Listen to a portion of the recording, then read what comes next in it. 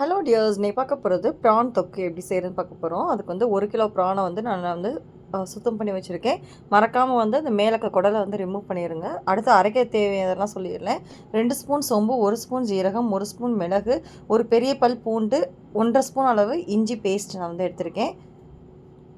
இதை அரைச்சி பேஸ்ட் மாதிரி வச்சுக்கலாம். அடுத்து வந்து பெரிய வெங்காயம் 3 பெரிய வெங்காயம் எடுத்திருக்கேன். 5 தக்காளி எடுத்திருக்கேன். இப்போ வந்து ஒரு பேனில் வந்து நிறையா வந்து ஆயில் ஆட் பண்ணிக்கிங்க. ஆயில் சேர்த்து தான் நல்லா டேஸ்ட் கொடுக்கும். 2 பட்டை, 2 கிராம்பு, 2 ஏலக்காய் ஆட் பண்ணிக்கிங்க. கருவேப்பிலை நிறைய ஆட் பண்ணிக்கிங்க. அடுத்தது கட் பண்ணி வச்சுருக்க பெரிய வெங்காயம் வந்து ஆட் பண்ணிக்கலாம். தேவையான உப்பு ஆட் பண்ணிவிட்டு நல்லா வந்து சுருளை வதக்கிக்கிங்க. இப்போ அரைச்ச பேஸ்ட்டையும் ஆட் பண்ணி பச்சை வாசனை போகிற வரைக்கும் நல்லா வதக்கிடலாம். அடுத்து வந்து தக்காளியை சேர்த்து வதக்கிக்கிங்க. தக்காளி வந்து நல்லா வந்து மையாக வந்து வதக்கணும். அடுத்து வந்து 2 ஸ்பூன் மிளகாய்த்தூள் ஆட் பண்ணிக்கிங்க. 1 ஸ்பூன் மல்லித்தூள் ஆட் பண்ணிக்கிங்க. கொஞ்சமாக கரம் மசாலா ஆட் பண்ணிக்கிங்க.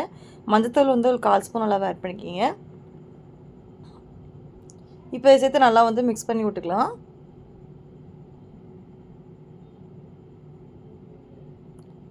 நல்லா வதங்கினதுக்கப்புறம் ப்ரானை வந்து ஆட் பண்ணிக்கிங்க.